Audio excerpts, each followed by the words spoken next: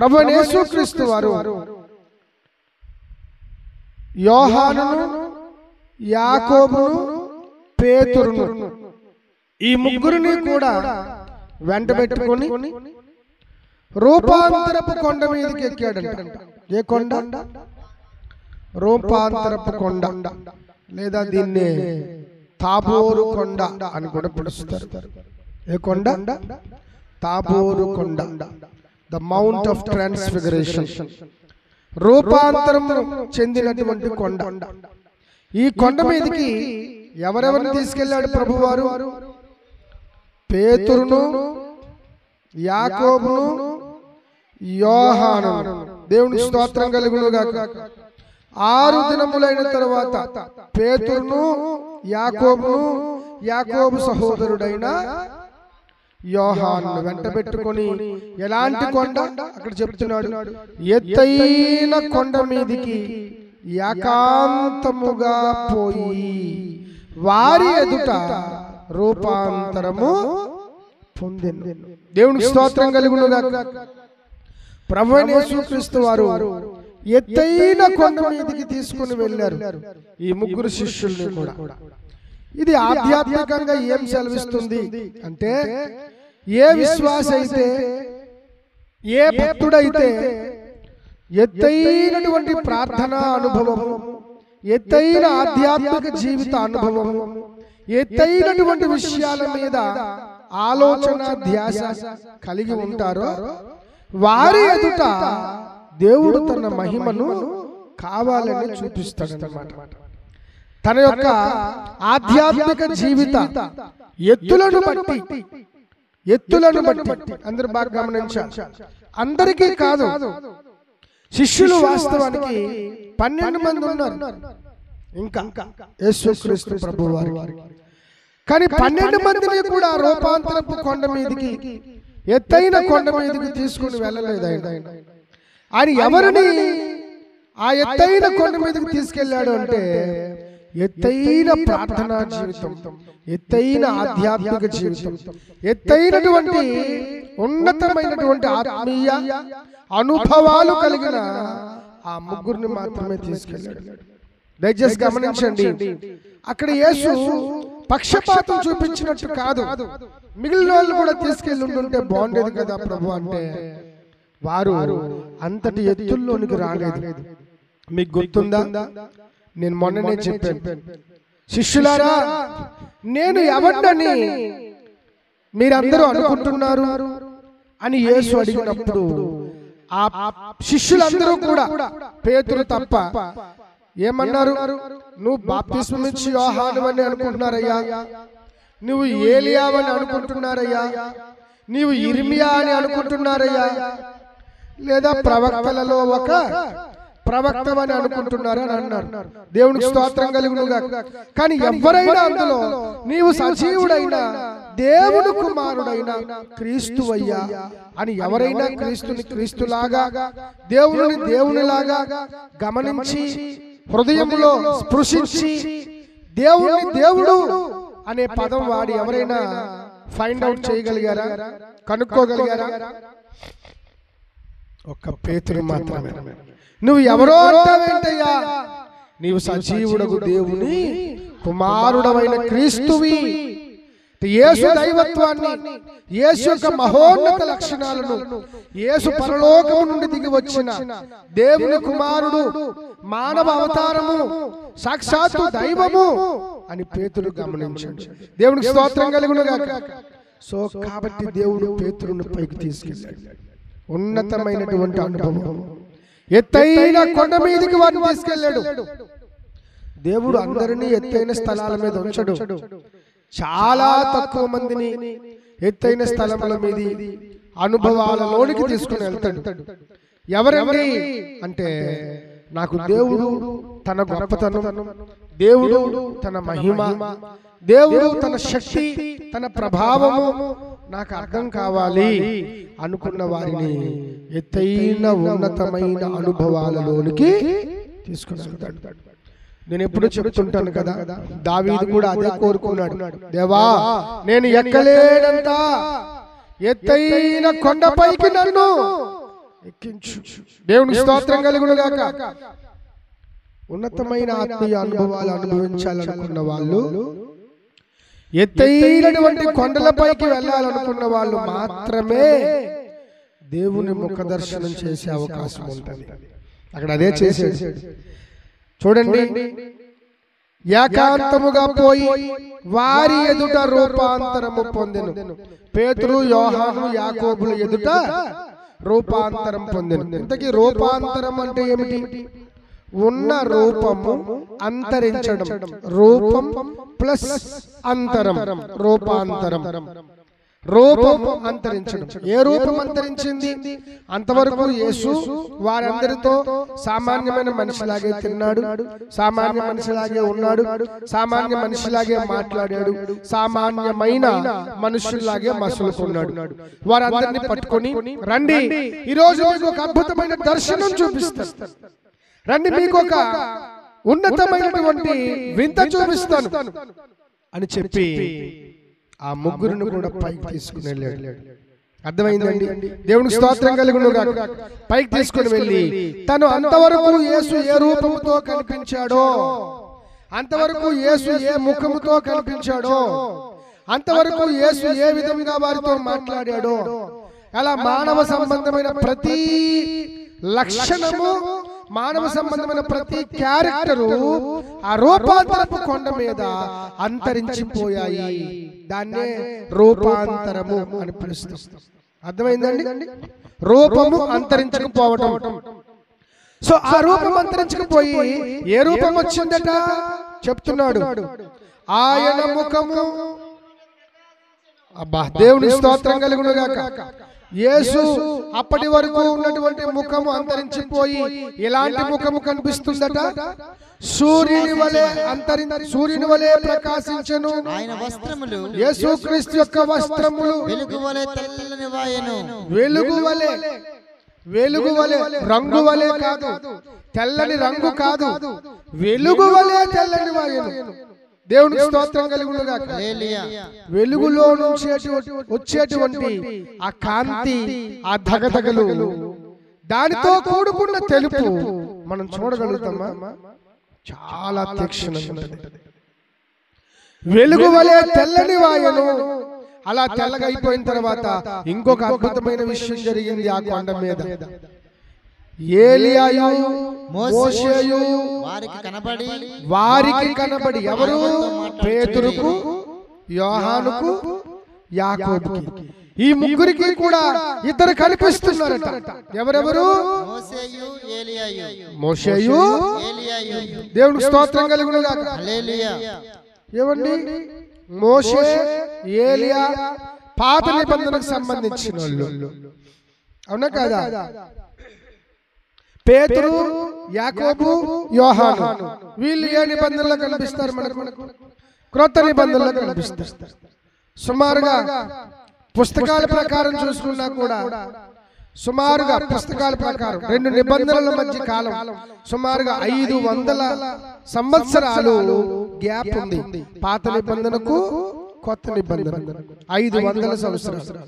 వ్యక్తుల పరంగా చూసుకుంటే యేసుక్రీస్తు ప్రభువారికి, మోషేకు, యేసుక్రీస్తు ప్రభువారికి, ఏలియాకు సుమారుగా 1500 నుంచి 2000 సంవత్సరాల గ్యాప్ ఉంది. ఇంత గ్యాప్ లో మరి మోషే కనిపించాడు, ఏలియా కనిపించాడు అని కొన్ని వందల సంవత్సరాల తర్వాత పేతురు, యోహాను మరియు యాకోబు ఎలా గుర్తించారు? ఇతను ఏలియాయే, ఇతను మోషేయే అని ఎలా గుర్తించారు? దేవుని స్తోత్రం కలుగును గాక. ఇక్కడ మనం ఒక ఆత్మ సంబంధమైన విషయం తెలుసుకోవాలి. అదేంటంటే మన శరీరము పరిమితి కలిగినటువంటి జ్ఞాపక శక్తి కలిగింది. మన శరీరం అర్థమవుతుందా? మన శరీరానికి సంబంధించి బ్రెయిన్ ఉంటుంది, మెదడు. ఇది శరీరానికి సంబంధించిన కొన్ని విషయాలు. అంటే ఈ శరీరము ఒక 6-7 సంవత్సరాల దగ్గరకు వచ్చింది అంటే 6-7 ఏళ్ల వయసులో బ్రెయిన్ కొంచెం జ్ఞాపకం ఉంచుకోవడం మొదలు పెడుతుంది. 6, 7 కొందరికి అవి గుర్తుండవు. కొంతమందికి 10 సంవత్సరాల వయసు నుంచి అన్ని గుర్తుంటాయి. కొందరికి 5, 6, 7 ఏళ్ళ సంవత్సరాలు గుర్తుంటాయి. ఆ చిన్నప్పుడు వారికి ఏం జరిగిందో వాళ్ళకి జ్ఞాపకం ఉంటుంది. సో బ్రెయిన్ ఆ రోజు నుంచి ఆ వ్యక్తిని కూర్చున్న సమాచారము, ఆ వ్యక్తి జీవితం యొక్క ఆరంభము, ఆ వ్యక్తి ఏమేం చేశాడో ఈ విషయాలన్నీ కూడా మెదడు జ్ఞాపకం ఉంచుకుంటుంది.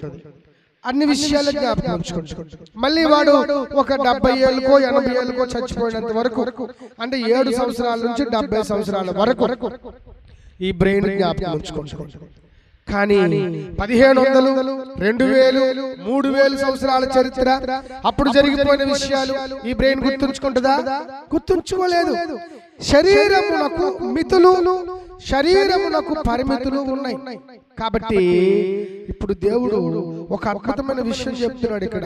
పేతురు, యోహాను మరియు యాకోబులు ఎప్పుడో బ్రతికినటువంటి మోషేను, ఏలియాను చూశారట. వారు మోషే, ఏలియా అని గుర్తుపట్టారట. దేవుడికి స్తోత్రం కలుగును గాక. ఆ మోషే, ఏలియాలు యేసుతో కూడా మాట్లాడటము వీళ్ళు అర్థం చేసుకుంటున్నారట. ఇక్కడ ఎవరు పని చేస్తున్నారు అంటే కేవలము పేతురు, యాకోబు, యోహానుల బ్రెయిన్ అయితే అలా పని చేయటం చాలా కష్టం. అలా చూడలేవు. మరి ఏం జరుగుతుంది అంటే ఆత్మీయ జీవితంలో ఉన్న ఒక అద్భుతమైన వెసులుబాటు అని చెప్పాను కదా. మనకు ఎవరైనా పురాతనమైన భక్తులు మనకు మనుషుల్లాగా కనిపించినప్పుడు ఆ పురాతనమైనటువంటి భక్తులు, పురాతనమైనటువంటి ఇంకెవరైనా ఉదాహరణ గాబ్రియేలు దేవదూత అయినా మనకు కనిపించినప్పుడు అవి ఎవరికి కనిపిస్తారు అంటే మన శరీరానికి కాదు, మన ఆత్మకు కనిపిస్తారు. ఎవరికి కనిపిస్తారు? ఆత్మకు. ఆత్మకు. ఆత్మ ఎవరు పెట్టినటువంటి దీపము? యెహోవా పెట్టిన దీపం. ఆత్మ యొక్క వయసు ఎంత? ఎవరైనా చెప్తారా? నీ వయసు ఎంత అంటే టక్కుని చెప్పేస్తా. కానీ నీ ఆత్మ వయసు ఎంత? ఆత్మ వయసు అంటే అంటూ మనం చెప్పలేము. దేవుడి స్తోత్రం కలుగును గాక. అంటే ఆత్మకు పరిపూర్ణమైన సంబంధం ఉంటుంది. అర్థమైందండి? ఏ ఆత్మ ఎవరిదో ఒక ఆత్మే గుర్తించగలుగుతుంది. కానీ ఏ శరీరం ఎవరిదో శరీరం గుర్తించలేదు. ఎవరండి మీరు? కొత్తగా ఉన్నారు, ఎవరు మీరు అని ఎవరైనా కొత్త వాళ్ళు ఇక్కడికి వస్తే మనం అడుగుతాం. కానీ అతని ఆత్మను మన ఆత్మను కలిపితే అవి అడగవు. ఎవరు మీరు అని అడగవు. ఎందుకు అడగవు అంటే ఆ రెండు ఆత్మలను దేవాది దేవుడు ఒకే రోజు తయారు చేశాడు. దేవుడికి స్తోత్రం కలుగును గాక. అవును, ఒకే రోజు తయారు చేశాడు. మానవుల ఆత్మలు ఎక్కడ తయారవుతాయో తెలుసా? మానవుల యొక్క నిజమైన పుట్టుక ఎక్కడ జరుగుతుందో తెలుసా? మీకు చాలా సార్లు చదివించాను. 139 కీర్తన 15వ వచనం చదువుతారా?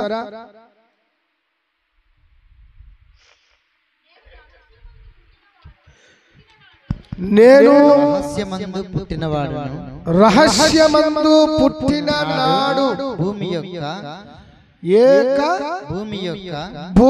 యొక్క అగాధ స్థలములలో చిత్రముగా నిర్మింపబడిన నాడు, నేను విచిత్రముగా నిర్మించబడిన నాడు. చాలు.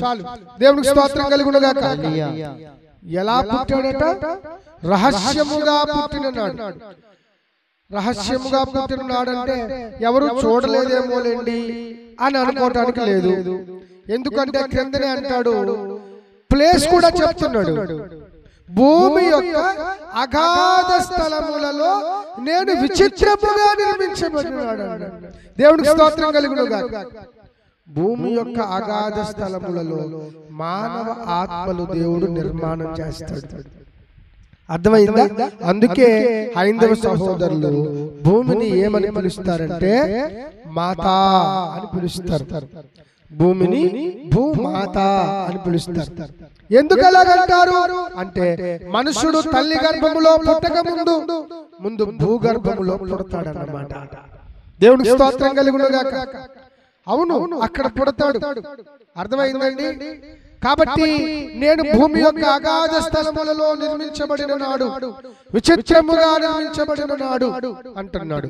అంటే ఆత్మలు దేవాది దేవుడు ఒకేసారి తయారు చేసి ఉంచుతాడు. ఒక శరీరం నిర్మాణమైన తరువాత తల్లి గర్భంలో ఆ శరీరంలోనికి ఏ ఆత్మ పంపించాలో ఆ ఆత్మ దేవుడు పంపిస్తూ ఉంటాడు. అర్థమైందా ఇప్పుడు? దేవునికి స్తోత్రం కలుగును గాక. కాబట్టి ఆత్మలు మీరెవరు అని అనుకోవు, ఆత్మలకు ఆత్మలు పరిచయమే. ఈ కారణం చేత మనకు పురాతనమైన భక్తులు కనిపించిన వెంటనే మన ఆత్మ వెంటనే జీవంలోనికి వచ్చి, ఉనికిలోనికి వచ్చి వెంటనే ఆ ఆత్మకు స్పందిస్తుంది. ఇదిగో గాబ్రియేలు ఆత్మ, ఇదిగో మోషే ఆత్మ, ఇదిగో ఏలియా ఆత్మ, ఇతను ఏలియా, ఇతను మోషే అని ఏమాత్రము కూడా తత్తరపాటు లేకుండా గుర్తించగలుగుతారు. ఆ కారణం చేత బాగా వినండి, మోషే ఏలియాలను పేతురు, యాకోబు, యోహాను గుర్తించగలిగారు. దేవుడికి స్తోత్రం కలుగును గాక. ఇందులో మనం నేర్చుకోవాల్సిన పాఠం ఏంటి అంటే, మనము ఆత్మ సంబంధమైన వాక్యములు, ఆత్మ సంబంధమైన భక్తి సాధన చేయాలే గాని పురాతనమైన లోకము, పురాతనమైన భక్తులు, ప్రపంచము పుట్టింది మొదలుకొని ఏం జరిగిందో, ప్రపంచం పుట్టింది ఉద్భవించింది మొదలుకొని ఏమేం జరుగుతూ వచ్చిందో ఆ ఆత్మ లోకమంతా కూడా మనం చూడాలంటే మనము ఆత్మ సంబంధమైన సాధన చేసి ఆత్మ ద్వారా ఆ దూరపు గతములోనికి మనం ప్రయాణం చెయ్యొచ్చు.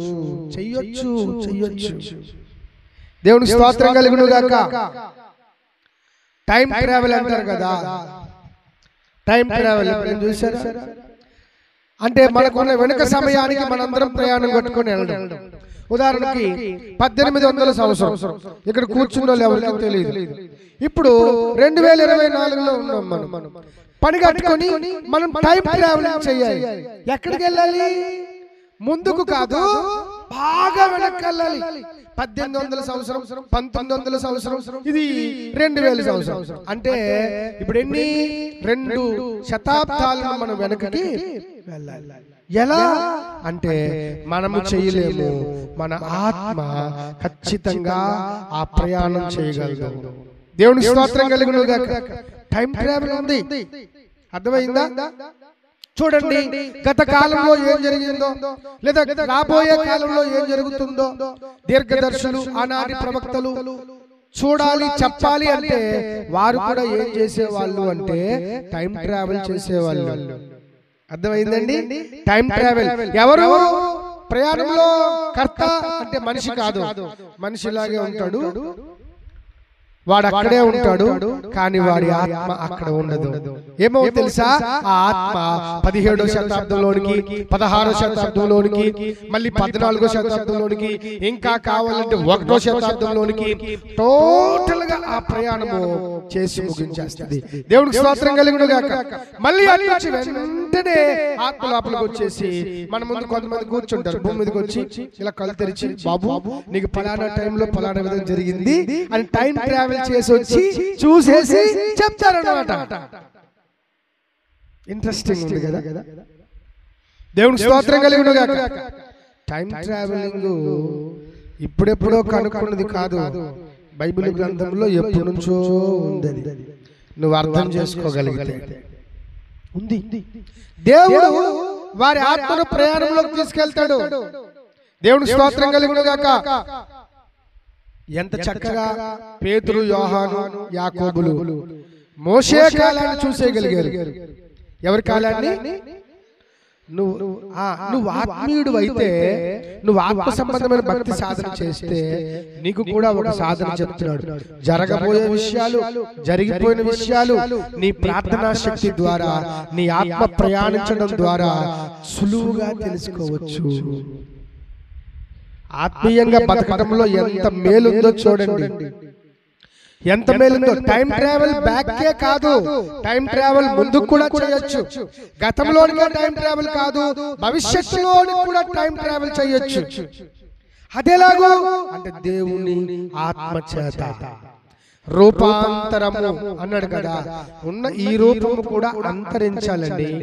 ఈ శరీరాన్ని మనం విడిచిపెట్టాలి ఒక రోజు. దానిని భూమి మీద అర్థం చేసుకోవాలి. నా శరీరాన్ని ఎలా మర్చిపోవాలి, ఆత్మ మీద మాత్రమే ఎలా దృష్టి పెట్టాలి. ఈ శరీరము దీని అవధులు, ఈ శరీరం యొక్క ఆటంకాలు, ఈ శరీరము దీని యొక్క పరిమితులు నేను ఎలా వదులుకొని చాలా సుదూరముగా ఎలా ప్రయాణం చేయాలి ఆత్మలో. అసలు వాస్తవానికి యేసుక్రీస్తు ప్రభువారు భూమి మీద దేవుని పిల్లలు అనుకున్న ప్రతి ఒక్కరికి ఈ విద్య నేర్పిస్తున్నాడు. అర్థమైందా? దీని అందుకే విద్య అని పిలిచాడు. సామెతల గ్రంథము నిశ్చయముగా చూడండి, మనుష్యులలో నాలాంటి పశుప్రాయుడు లేడు. ఎందుకంటే నరులకు ఉన్న వివేచన నాకు లేదు. నేను జ్ఞానాన్ని అభ్యాసం చేసుకున్నవాడును కాను. పరిశుద్ధమైన దేవుని గూర్చిన జ్ఞానము దేవుని స్తోత్రం కలుగును గాక. పరిశుద్ధమైన దేవుని గూర్చిన జ్ఞానము నేను పొందలేదు. నేను పశుప్రాయుడను, నేను పశువు లాంటి. ఎవరు? శరీరంలోనే బతికినవాడు, శరీరం కొరకే బతికినవాడు, వాడు కేవలం ఒక పశువు లాంటోడే. ఎందుకంటే వాడికి ఆత్మ ఏంటి, ఆత్మ ఎక్కడిది, ఆత్మను ఎవరు సృష్టించారు, ఆత్మ కడకు ఏమవుతుంది, ఈ ఆత్మ యొక్క వాస్తవమైన చోటు ఏమిటి, దీని నిత్యత్వం ఎక్కడ గడుపుతాము అని ఆత్మ సంబంధమైన విషయాల మీద ఎవడికి మనస్సు ఉండదో వాడు పశువు లాంటోడే. అందుకే పోల్చుకున్నాడు ఆగూరు. ఏమని? నేను పశుప్రాయుడను, నరులకు ఉన్న వివేచన నాకు లేదు అంటున్నాడు.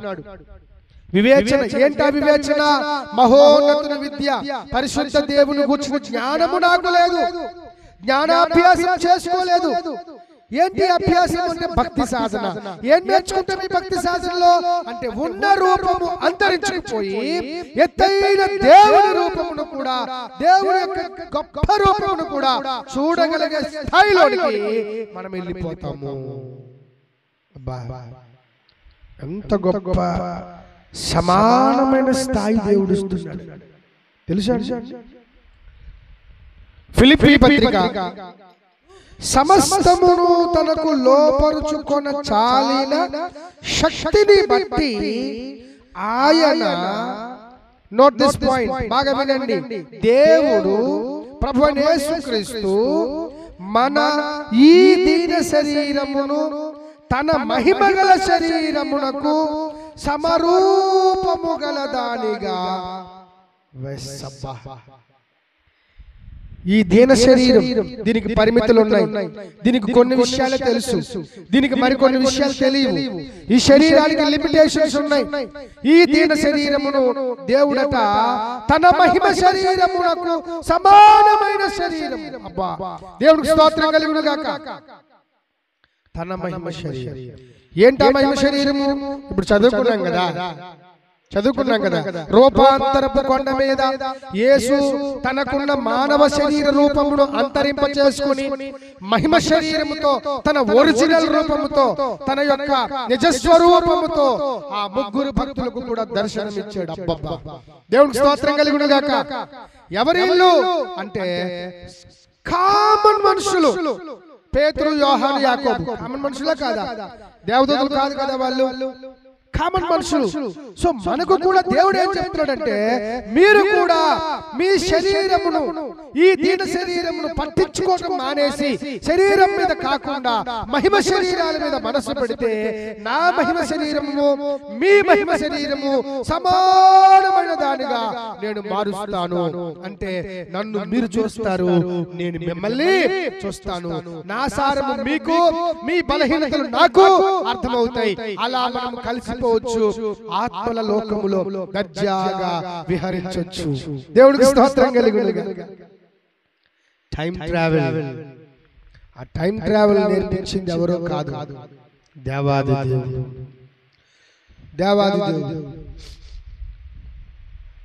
మీకు ఆ మధ్య ఇప్పుడు కాదు, అదేదో ఒక సైంటిఫిక్ మూవీ తీశారు. సమయంలో నుంచి ఉన్న సమయంలో నుంచి ఒక గ్రహం తయారు చేసి, ఆ గ్రహం ఆదిత్య గ్రహం, ఆ గ్రహంలో నుంచి వెనకకి వెళ్తారు అన్నమాట. Time travelling. దేవునికి స్తోత్రం కలుగునుగా. సైంటిఫిక్ మూవీ అది. అర్థమైందండి? సో టైం వెనక్కి వెళ్తారు, బాగా వెనక్కి వెళ్తారు, బాగా వెనక్కి వెళ్తారు. అలా బాగా వెనక్కి వెళ్ళినప్పుడు మనకేం అర్థం అవుతుందంటే, ఓహో ఆ కాలములో ఇది ఉందన్నమాట అని మన ఆత్మకు డౌట్లు రావు, మన మనసుకు డౌట్లు రావు. సో ఇప్పుడు మనం నేర్చుకుంటుంది ఏంటి అంటే, దేవాది దేవుడు నేర్పిస్తున్న ఈ అద్భుతమైన విద్య, టైం ట్రావెలింగ్ విద్య. Back to time.